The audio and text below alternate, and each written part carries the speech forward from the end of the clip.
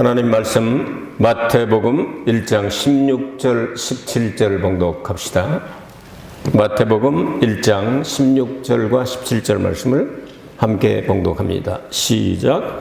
야곱은 마리아의 남편 요셉을 낳았으니 마리아에게서 그리스도라 칭하는 예수가 나시니라. 그런즉 모든 대수가 아브라함부터 다윗까지 연례되어 다윗부터 바벨론으로 이거할 때까지 연례되어 바벨론으로 이거한 후부터 그리스도까지 연례되더라. 아멘. 신약성경을 시작하면서 아브라함과 다윗의 자손 예수 그리스도의 세계라 지난 시간에 잠시 설교를 했습니다. 마태복음에 기록된 예수 그리스도의 족보를 보면 특징이 있습니다. 그 특징을 살펴보면서 족보에 나타난 예수 그리스도의 그 구속의 은혜를 구하고자 합니다. 마태복음의 족보는 14대씩으로 기록이 되어 있죠. 왜 14대씩으로 했는가 이유를 말씀을 드리겠습니다. 14대를 3번 합하면 42대가 됩니다. 그런데 아무리 계산을 해봐도 세어봐도 사람 숫자는 또 41명밖에 안 나옵니다. 그 이유도 설명하겠습니다.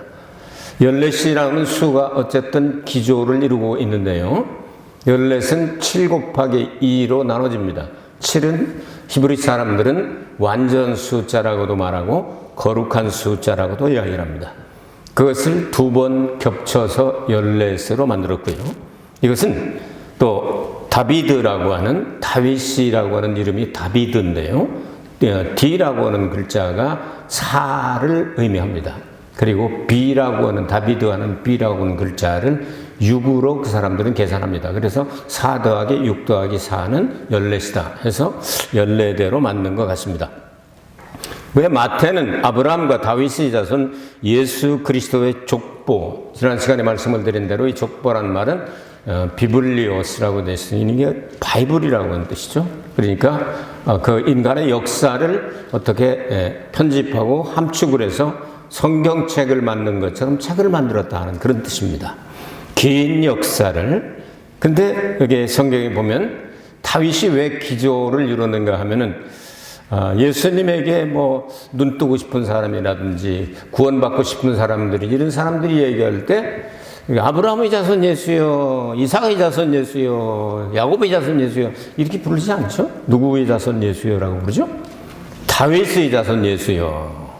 이게 이제 이유가 있는 겁니다. 이런 내용들을 함께 생각해 보길 원합니다. 먼저 생각하기로 하는 것은 3기로 왜 나눴느냐 하는 겁니다. 자, 아브라함부터 다윗까지라고 이야기를 했습니다. 정확하게 계산을 해보면 1163년 정도가 되는데요. 대략 1000년, 1100년 그렇게 이야기를 하죠. 보면 출애굽하기 전에 아브라함의 자손 가운데 야곱 때에 내려간 사람 가운데 야곱의 아들들 그 손자들 가운데 이름이 람이라고 하는 사람이 나와요. 그리고 올라올 때 430년 후에 올라올 때는 나손이라는 아미나답 나손 그 사이에 있는 사람들은 싹 생략을 해버리고 430년을 그냥 람에게서 나손으로 그냥 쫙 연결을 해버리고 있거든요. 또 마태복음 1장 5절과 6절을 보면 살몬이라는 사람이 나와요. 살몬은 두 정탐꾼 중에 하나였다고 생각이 되는데요. 이 사람이 누구하고 결혼하죠? 라합하고 결혼을 하죠. 라합하고 결혼을 하고 이제 그 집안에서 누가 나오죠? 이제 보아스가 나오고 그 집안 이제 다윗이 결국 나오게 되는데요. 그러면 이게 출애굽해서 가나안 땅에 들어갈 때 라합의 남편이라고 생각이 되는 살몬이라는 사람, 이 덮어준다는 뜻이거든요. 근데 모든 것들을 다 자기 아내 된 그 창녀였던 그 여자의 모든 것들을 다 덮어주면서 품어가지고 예수님의 심정으로 결혼을 해서 낳아서 그 다윗의 고조 할아버지인가요? 이렇게 할아버지가 되지 않습니까? 이런 내용들을 이렇게 생각해 보면 그렇게 나오고 그 다음에 사사시대 말기 사람이 나와요. 보아스 그리고 이세 오벳에돔을 낳고 그 다음에 이세 낳고 그 다음에 다윗 낳고 하면은 사사시대 340년이 어디로 도망갔죠? 그렇죠? 딱 보고서 그냥 바로 이렇게 뜨니까 340년을 또 압축시킨 거예요. 다시 말해서 우리가 이 세상에서 사용하는 말라면 여러분 흑역사라는 단어를 들어보셨습니까? 흑역사, 까만 역사, 아주 지우고 싶은 역사. 어떻게 여러분은 아주 정말 멋있게 사셔서 일생이 지금까지 살아온 게 너무 짧고 하나도 지우고 싶은 부분이 하루도 없다. 한순간도 없다. 다 완벽하게 살았다. 그런 분 계십니까 혹시? 저는 그렇지 못해요. 지우고 싶은 게 여러 군데 있어요. 너무 많아서 셀 수가 없어요. 이런 부분은 없었으면 좋았을 걸. 이렇게 하나님께서 그렇게 지우고 싶은 부분들은요, 싹 지워가지고, 천년을 14대로 이렇게 엮어버린.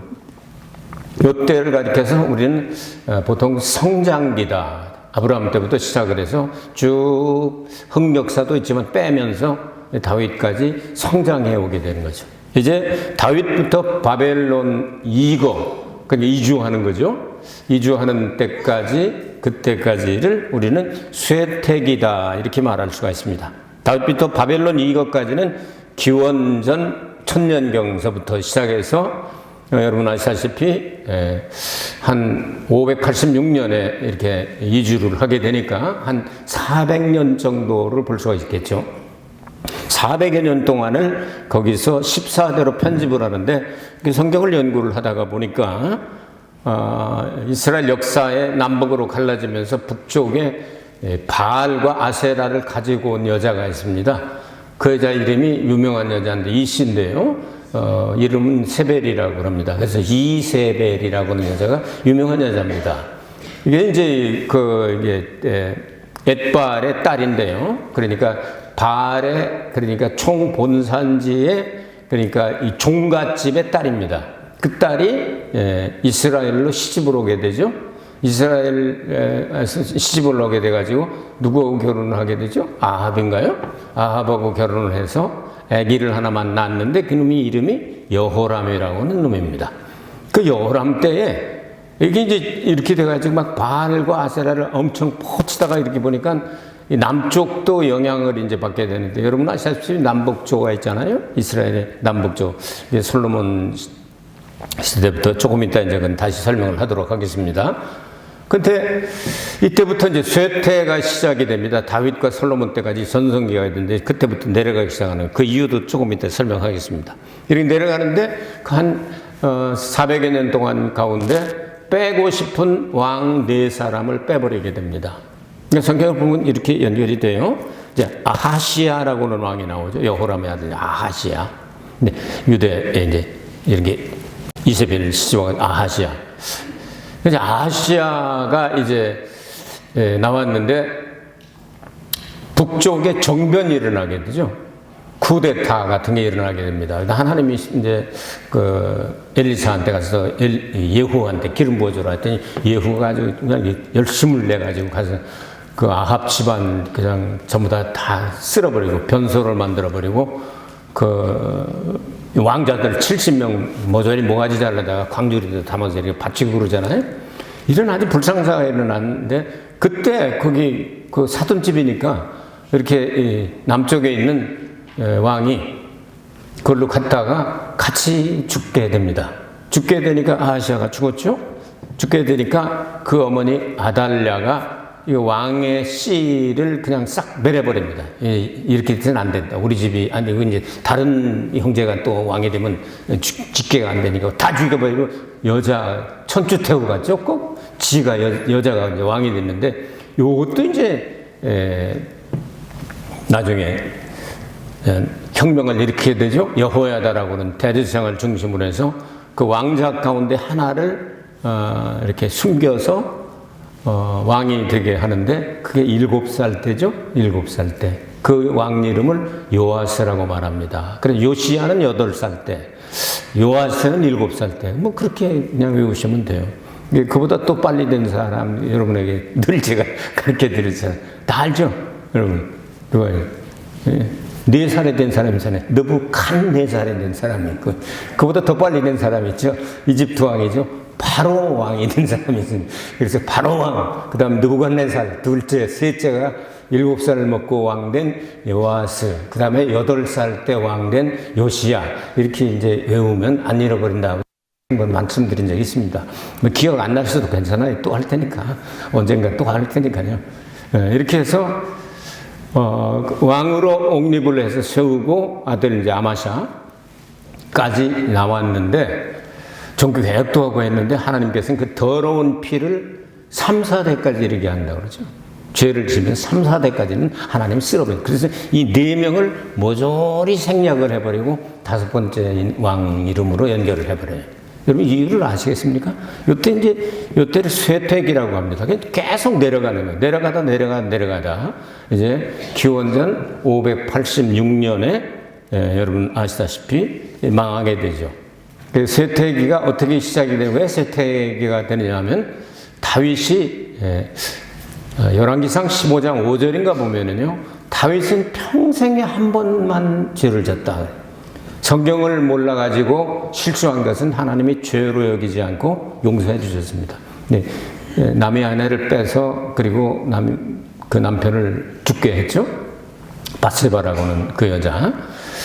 그 여자고 해서 불륜으로 해서 저질러서 애 낳은 그 일주일 만에 죽어버리고, 금식에도 소용없어요. 그런 걸 죽어버리고, 이제 용서 그냥 엄청나게 그냥 눈물로 요를 적시면서 내 눈물을 병에다가 담으면 몇 마리 됐을 겁니다 하면서 막 회개를 하니까 하나님의 용서의 표시로 평강의 왕 예수 그리스도를 상징하는 솔로몬을 왕으로 주시게 되죠. 그래서 이 아이가 이제 앞으로 이제 너 뒤를 잇게 될 것이다 하는 그런 다윗 언약을 또 주시게 됩니다. 이렇게 잘 나가다가 이 솔로몬이 또 성전 건축을 한 건 예수님의 모형이 되지만 다른 생활은 문제가 되죠. 우상도 받아들이고 1000명의 여자도 거느리게 되고 여러 가지 하다가 보니까 이 사람 때 이제 전 세계가 가장 흠모할 만한, 여러분 혹시 삼국사기라고 들어보셨어요? 삼국사기라고는 책이 한자로 되어 있어서 어려운 책인데요. 거기 보면은 삼국시대, 기록한 그때, 이 삼국시대가 솔로몬 왕 때하고 비슷합니다. 연대가. 이제 그런 때 그 삼국사기에 솔로몬 왕 때 있었던 일들을 이쪽에 이제 삼국시대 초기 고전 이때부터, 그때 이 우리나라에서 지금 대한민국의 반도에서 저 서쪽으로 한자로 써져 있습니다. 셔로모 왕 이렇게 되어 있습니다. 셔로모, 서쪽이라는 서자에다가 이슬로자 모 왕 이렇게. 그럼 셔로모의 발음을 이렇게 보면 그쪽에 있는 솔로몬이지 않을까 하고 학자들은 그렇게 연구를 하죠. 근데 셔로모 왕을 벌러 서쪽으로 갔단 말이에요. 중동 지역으로.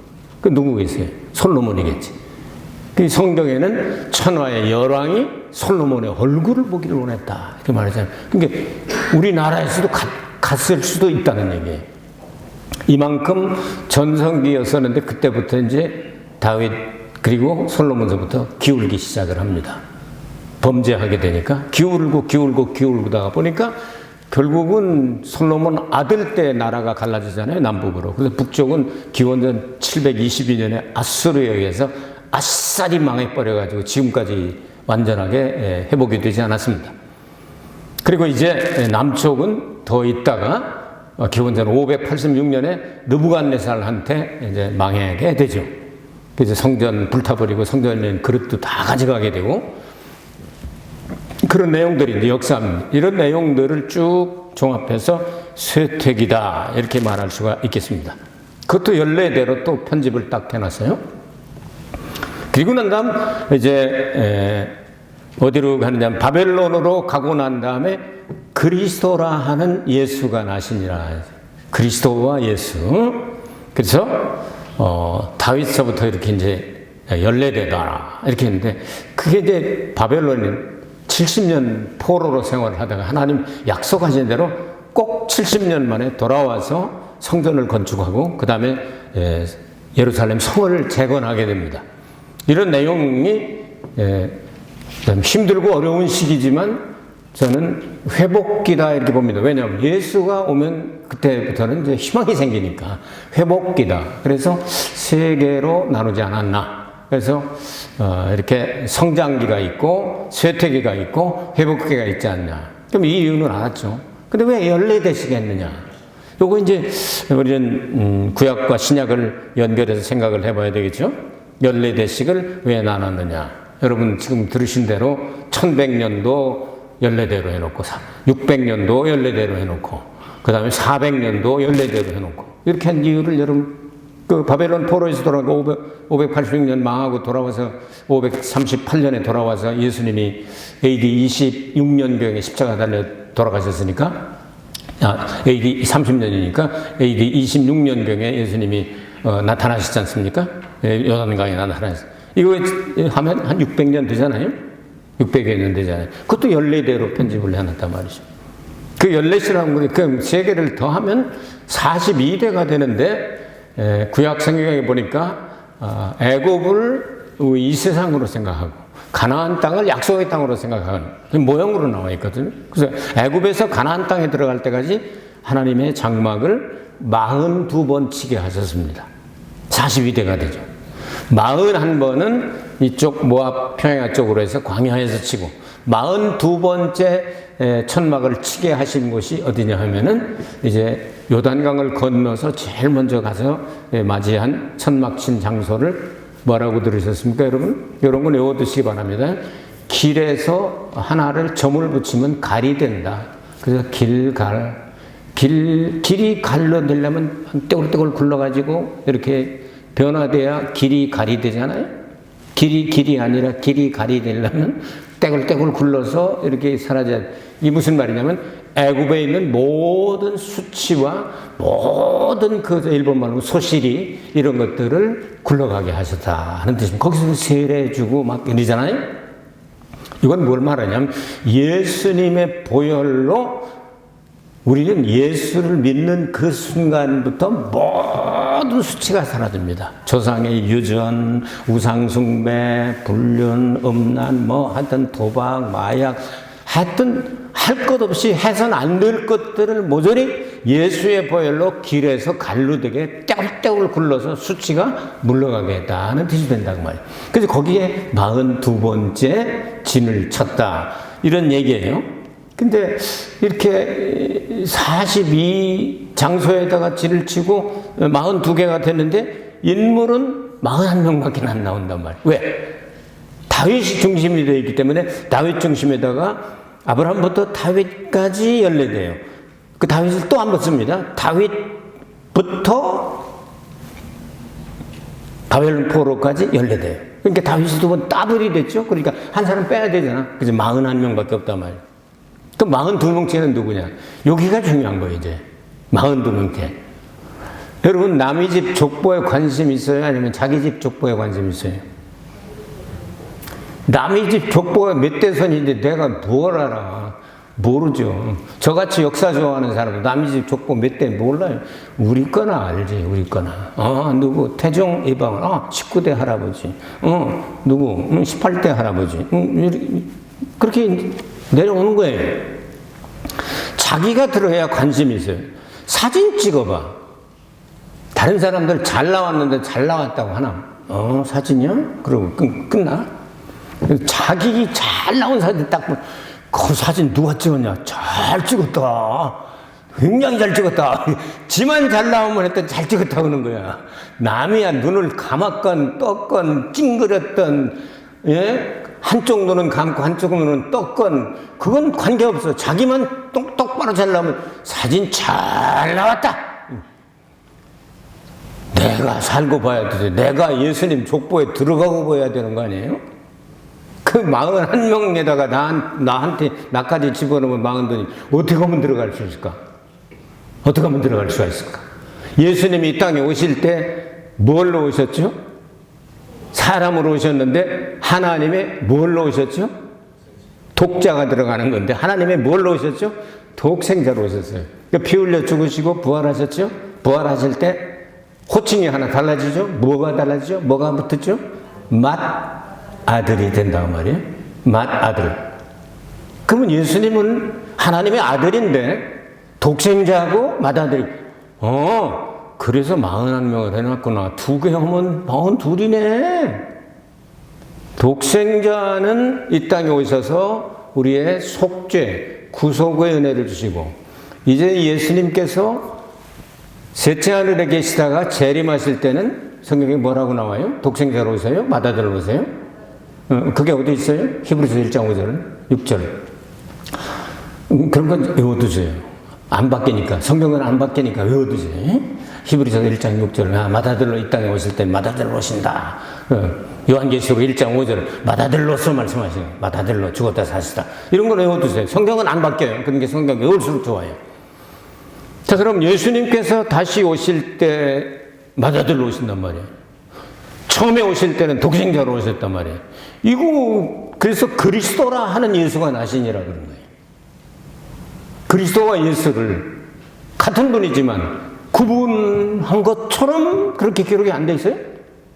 여러분 성경에? 저는 그렇게 보여요. 그러니까 예수님이 독생자로 오시고 맏아들로 오시고 재림까지 합하면 42대가 될 수가 있다 말이죠. 근데 우리는 예수님이 재림하실 때 예수에게 붙어서 예수님이 신부가 돼 그래야 하나님의 나라, 영원한 나라를 상속하는 공동 상속자가 된단 말이죠. 예수님이 독생자면은요 혼자 독차지해요. 영원한 하나님의 나라를 아무도 못 들어가요. 근데 맏아들로 오시게 되면요 합법적으로 우리는 동생들이니까, 예수님이 신부니까, 교회니까, 예수님과 하나 되니까 예수님과 함께 공동 상속자가 된단 말이에요. 그래서 이렇게 기록을 한 게 아닌가 이렇게 생각이 되는 거예요. 자, 됐어요? 왜 3기로 나눴느냐 하고 왜 41명인데 42이 되느냐. 여태까지 설명했는데도 뭐 이해가 안 되시는 분들은 나머지 공부하세요. 자, 그 다음 마지막으로 하나만 더 하고 끝내겠어요. 아브라함과 다윗의 자손 예수 그리스도의 세계다. 이렇게 시작을 하고 오늘 이렇게 이제 설명을 했는데요. 자, 구약의 최초의 복음이라고 하는 것을 들어보셨습니까?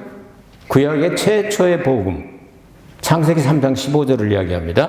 내가 너로 여자와 원수가 되게 하고 너의 후손도 여자의 후손과 원수가 되게 하리니 여자의 후손은 내 머리를 상하게 할 것이요 너는 그의 발꿈치를 상하게 할 것이니라 하시고. 자, 여자의 후손이 여기 나옵니다. 여자의 후손. 후손이란 뜻은 아들이란 뜻도 되고 씨라는 뜻도 되고 둘 다 쓸 수 있는 단어라고 말씀을 드렸죠. 여인의 후손은 그리스도가 동정녀로 탄생한다는 뜻이에요. 여인의 후손이니까. 모든 사람들 여기 보니까 아브라함이 이삭을 낳고 이삭이 야곱을 낳고 야곱이 누구를 낳고 요셉을 낳고 아니면 유다를 낳고로 나오잖아요. 요거는 능동태로 되어 있습니까? 아버지가 아들을 낳는다. 능동태로 전부 기록이 되어 있어요. 근데 예수가 나시니라, 그리스도라는 예수가 나시니라는 수동태로 되어 있단 말이에요. 그거는 나아진 거지 누가 사람이 낳은 게 아니에요. 동정녀에게 성령으로 잉태되어서 나아지셨다는 뜻이에요. 아시겠습니까? 이거 중요한 내용입니다. 전부 다 낳고인데 이것은 나시니라 해서 수동태로 되어 있단 말이에요. 그러니까 예수님께서 동정녀 탄생을 해서 오시게 되는데 내 여자의 후손은 내 머리를 상하게 할 것이다. 지금 하나님께서 누구한테 하실 말씀이죠? 뱀한테 말씀하셨네. 뱀이 누구예요? 뱀이 누군지 아무도 몰랐죠? 계시록 12장에 가서 처음 나오죠? 옛 뱀이라고도 말하고 용이라고도 말하고 사단이라고도 말하고 마귀라고도 말하고 계시록 20장에 또 사단 곧 마귀라고 나오죠? 어떤 사람들은 창세기 3장 1절에 하나님이 지으신 들짐승 중에 뱀이 가장 간교하더라.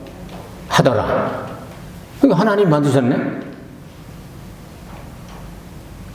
그래서 사탄도 하나님이 만드셨다고 가리키는 목사들이 있습니다. 그렇게 가리키는 사람들이 있어요. 여러분 어떻게 생각하세요? 하나님이 사탄을 만드셨을까요? 하나님이 사탄 뭐로 만드셨어요? 사탄도 물론 하나님이 지배하시지만 하나님이 사탄 만들어낸 건 아니죠.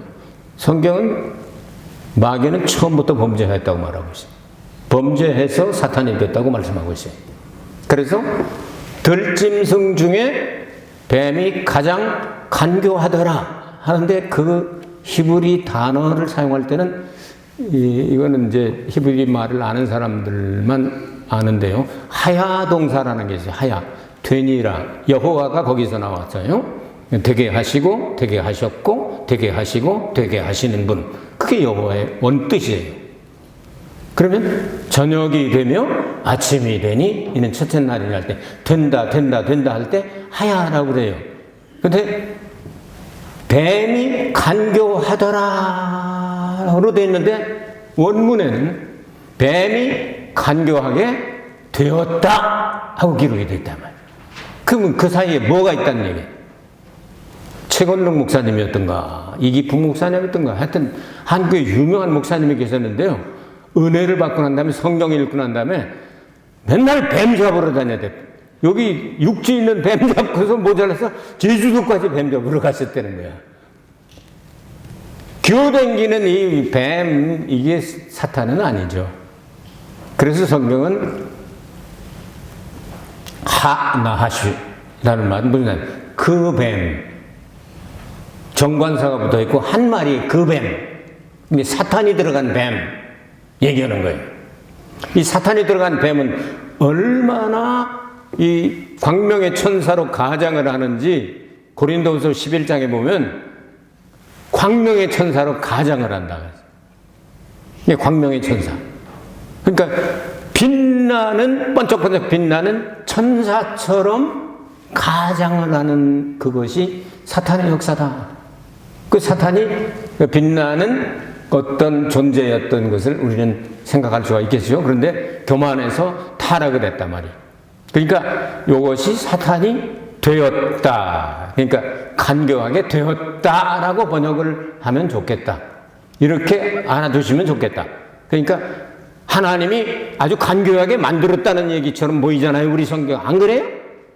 하나님이 만드신 들짐승 중에 뱀이 가장 간교하더라 하면 우리가 볼 때 아, 참 간교하게도 만들어요. 그거 참 간교하게 만들어서 그렇게 됐네. 이렇게 생각할 수도 있잖아요. 그런데 원문에는 그게 아니다 말이에요.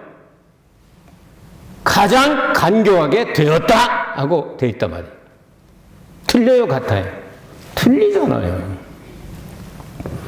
이 뱀은 그 뱀이에요. 한 마리. 다른 건 아니에요. 아마존에 있는 한 30m짜리 뱀, 그게 사탄이 아니에요. 방울뱀, 이게 사탄이 아니에요. 그 뱀. 사탄이 된 뱀. 그 뱀을 얘기하는 거예요. 이 뱀, 이놈을 보면, 특징을 보면 아주 못된 놈이죠. 뱀은 혓바닥이 어떻게 돼 있어요? 두 개로 갈라졌죠? 맨날 요지라고 있잖아요? 그러니까 한 입 가지고 두 말 한다든지, 거짓말을 진짜처럼. 그래서 거짓말 앱이라고 그랬잖아요, 예수님께서. 아시겠죠? 한 입 가지고 두 말 하기 없게. 아시겠죠? 거짓말은 마귀로부터 왔다. 속이려고. 안 되는 거예요. 자, 뱀은 두 번째는 사탄의 화신이죠? 그래서 계시록 12장 9절에 보면 옛 뱀, 곧 마귀라고도 하고 사단이라고도 하는 온 천하를 꿰는 자라 땅으로 내어 쫓기니 그의 사자들도 저와 함께 내어 쫓기니라. 그러니까 타락할 때 천사 계급이었겠죠. 사람보다 먼저 있었던 것들은 그것들이 함께 타락을 해서 하나님의 심판을 받고 있죠. 뱀은 다니는 거 보면 어떻게 다니죠? 보통 온통 배때기를 한 군데도 안 대고 다 배때기를 땅에다 대고 흙의 티끌을 먹고 사는 저주받은 냉혈동물이지. 혀를 낼름거리면서 흙의 티끌을 하나님께서 허락하셨어요. 사람 재료가 뭐죠? 사람 재료가 티끌이에요. 흙이 아니에요. 흙에 있는 티끌로 우리를 만드셨다고 성경은 기록을 하고 있습니다. 그러니까 인간의 육체는 예수 믿는 사람도 병 걸려요. 예수 믿는 사람도 육신은 죽어요. 뱀이 공격을 할 수 있어요. 근데 퇴치하는 방법을 우리에게 주셨어요. 뱀은 무슨 동물이라고요? 열혈동물이에요? 냉혈동물이에요? 냉혈동물이지. 아주 바늘로 찔러도 피 한 방울 안 나올 것 같은 사람 보고 그 사람 냉혈한 같아요. 그러잖아요. 냉혈한이라고. 그러니까 얼마나 뜨거운 걸 싫어하는지요. 냉혈동물이니까 뜨거운 걸 싫어하는 거예요. 기도를 뜨겁게 하면 사탄이 그래서 가까이 올까요? 싫어할까요? 되게 싫어하지. 자기는 찬데 뜨겁게 기도하면 어우 저기 가면 나 타 죽겠다 하고 이익 하고 도망가는 거예요. 쉐익 하고 도망가요. 이익 하고 도망가요. 아시겠어요? 그래서 영어로 스네이크 하는 거예요. 이크 하고 도망가죠. 스네이크 그래요. 영어로 그 뱀을 스네이크라고 그래요. 그래서 이크 하고 도망가요. 찬송을 하면서 막 이러면서 막 그냥 뜨겁게 부르면 뱀이 이익 하고 슉 하고 도망가요. 아시겠죠? 전도 열심히 하면 냉혈동물이니까 어휴 나하고 안 맞아 얼른 도망가요. 봉사를 뜨겁게 열심히 하면 어떻게 하겠어요? 한 길로 왔다 7길로 도망가는 거예요. 그렇게 도망다니다가 하나님한테 이건 지금 판결만 남았지 이미 심판을 받았죠? 창세 이후에 아담 만들기 전에 벌써 홍수가 있어서 심판을 받았죠? 예수님 십자가에서 벌써 머리를 깨뜨려가지고 심판을 받았죠? 이제 재림하실 때는 완전히 박살내버리게 되는데 그놈들을 붙잡아다가 어디에다 두죠? 네가 이 냉혈하나 냉혈동물아 뜨거운 데로 가 있어라. 영원히 꺼지지 않는 유황불이 펄펄 끓는 연못에다가 빠쳐서 영원히 감금한다고 말이죠. 뱀이 냉혈동물인 이유를 아셨어요? 네. 이 뱀 퇴치하는 방법 여러분에게 가르쳐 드렸어요. 아유 우리 집은 뱀 안 와. 벽돌집인데 무슨 뱀이 와. 그러지 말고 영적으로 뱀이 와가지고 여러분을 유혹할 수 있고 실망시킬 수 있고 불평, 불만 이런 거 할 수 있어요. 그러면 하나님께서 허락하시면요 뱀이 기어다니지 않고 날라와요. 날아다니는 불뱀 민수기 11장 막 날아다니면서 그냥 막 꿰물고 그래요. 그러면 안 되는 거예요. 그러니까 여러분 그냥 넘어지면서도 감사하고 일어나면서도 감사하고 잠자면서도 감사하고 화장실 가면서도 감사하고 아유 이렇게 나 3번씩 깨는지 모르겠어. 그냥 그렇게 불평하지 마시고 아유 5번 안 깨고 3번 가니까 참 감사하다. 그러면 잠이 또 더 올 거 아니에요. 마귀 쫓는 방법을 여러분에게 지금 가르쳐 주는 거예요. 뜨겁게 기도하세요. 주여 다가 조금 있다가 나여 그러지 말고 주여 했으면 끝까지 주여 하란 말이에요. 예? 주님께 맡기고 주여 하면 끝까지 주여 해야지. 근데 주여 하다가 조금 있다가 보면 나여 내가 나오면 안 된단 말이에요. 그러니까 한 길로 왔다가 7길로 도망가리라 그랬어요. 믿음이 좀 뜨거워지게 되길 바랍니다. 소망도 사랑도 뜨끈해져. 마귀는 냉혈동물이니까 아이고 한 길로 왔다 7길로 싹싹 도망간단 말이에요. 그러면 행복하죠. 뱀의 유혹만 받지 않으면 우리가 예수님 핏값으로 구속고 죄사함을 받은 사람들인데 뭐가 걱정했어요. 유혹받지 말란 말이에요. 베드로가 저는 그리스도 살아계신 하나님 아들입니다. 응? 얼마나 고백을 잘했어요. 마태복음 16장에서 조금 있다가 나 예루살렘 올라가서 십자가 많은 고난을 당하고 내가 이렇게 죽어야 된다 하고 3일 만에 살아난다. 우리가 있는데 뭘 그런 걱정을 하지. 그래서는 안 됩니다. 사탄 물러가는 금방 걸려 들어가요. 사탄이 눈에 보이질 않잖아요. 그거는요 전기 후라이팬에 볶아도 볶아지지도 않아요. 이 사탄은요 보이지도 않게 생기면서 지랄을 온갖 지랄을 다 한다니까요. 쏘지 마요. 그것들을 이기는 방법을 여러분을 가르쳐 드렸으니까요. 그래서 예수님께서 아브라함과 다윗의 자손 예수 그리스도에게 아브라함에게 약속한 온 천하의 내 자손이 하늘의 별과 같고 그 바닷가에 모래알처럼 이렇게 번창하게 되리라. 전 세계 하나의 교회가 그렇게 될 수 있습니다. 그 다음에 다윗의 언약은 무엇입니까? 네게서 날짜를 통하여 내 위가 영원하리라. 왕좌가 영원하리라. 다윗의 자손으로 오신 예수 그리스도의 천년왕국 거쳐서 영생 복락을 누리는 세세토록 다스리는 그 영원한 나라가 완성된다. 그런 약속의 말씀이잖아요. 자, 오늘 아마 설명이 어느 정도 된 걸로 압니다. 이 정도 여러분 정리를 해두시고 신앙생활 할 때 흔들림이 없게 되길 바랍니다. 사탄이 집가지게 아무리 떼어봤자 벼룩이지 예수 그리스도의 속죄함을 받은 우리 앞에는 아무것도 아니에요. 잡아내세요. 뱀을 집으며 원수마귀를 쫓아버릴 수 있는 능력을 하나님께서 우리에게 주셨습니다. 그러니까 다가오는 한 주간 동안도 감사하면서 행복하시고 사탄의 유혹을 받지 말고 이제 본격적 그저 성령의 불로 그냥 소망의 불로, 기도의 불로, 사랑의 불로, 봉사의 불로, 전도의 불로 그냥 큰 한 길로 갔다 일곱 도망가는 역사가 일어나게 되시길 주의 이름으로 축복합니다. 은혜가 풍성하신 아버지 하나님 감사드립니다. 오늘도 하나님의 아들 예수 그리스도께서 족보를 통하여 우리에게 왜 이렇게 편집을 해서 우리에게 구속의 은총을 주셨는가를 알게 하여 주시니 감사합니다.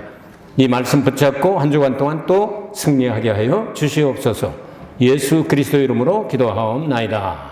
아멘. 하나님께 영광의 박수 돌립니다.